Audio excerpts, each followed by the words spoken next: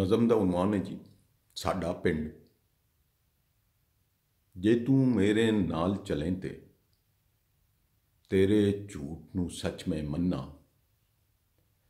तेरी मेरी यारी गूढ़ी जे तू होवें अकलों अन्ना। तू है गाजी तू है सुच्चा भावें तू है गंद ते लुच्चा। जेड़ा अपनी अकल लड़ाए वो ये साडा दुश्मन जानी।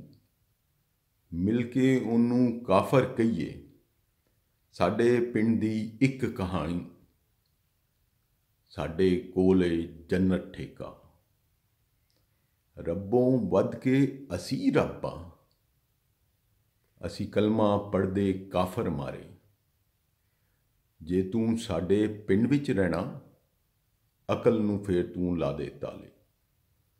अकल नूं फेर तू ला दे ताले।